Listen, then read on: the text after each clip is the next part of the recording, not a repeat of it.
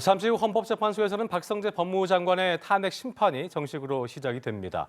지난해 12월 국회에서 탄핵 소추된 지 3개월 만에 첫 변론인데요. 자세한 내용 취재기자 연결해서 알아봅니다. 한채희 기자.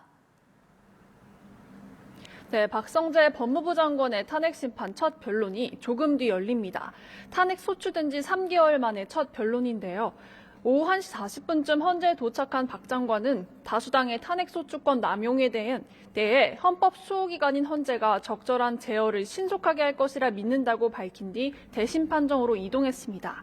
국회 측의 탄핵 소추안을 기반으로 재판부가 정리한 쟁점은 크게 3가지입니다. 박 장관이 비상계엄 선포를 적극적으로 막지 않는 등 내란 행위에 가담했는지, 국회에 자료 제출을 거부한 행위가 법 위반인지, 본회의에서 중도 퇴장했던 행위 등도 헌법과 법률에 위반되는지입니다. 박 장관은 자신에 대한 탄핵 소추는 법리적으로 그리고 증거법적으로 근거가 부족하다며 각하를 주장해왔습니다. 오늘 변론에서는 검찰 수사 기록을 놓고도 공방이 이어질 수 있습니다. 국회 측은 박 장관의 수사 기록 인증 등본 송부 촉탁을 신청한 적이 있는데 박 장관은 절차를 지연시키려는 의도라며 반박해왔습니다.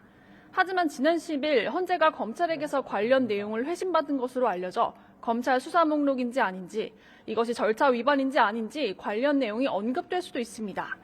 증인신문 등 추가 절차가 필요하지 않으면 박 장관의 탄핵 심판 역시 한덕수 국무총리와 최재 감사원장 사건처럼 첫 변론으로 마무리될 가능성도 있습니다. 네, 최대 관심사인 윤석열 대통령의 선고일은 아직도 안 나온 건가요? 이 진행 상황 전해주시죠. 네, 오늘 오전 중에도 윤 대통령 선고 날짜는 나오지 않았습니다. 오후에 통지될 가능성도 있긴 한데요.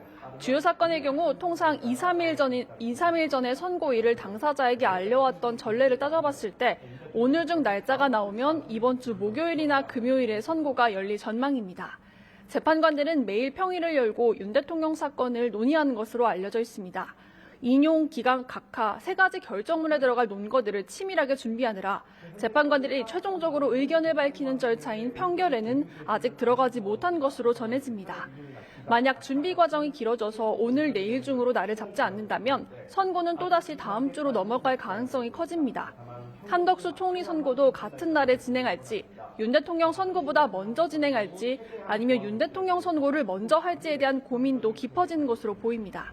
지금까지 헌법재판소에서 연합뉴스TV 한채입니다.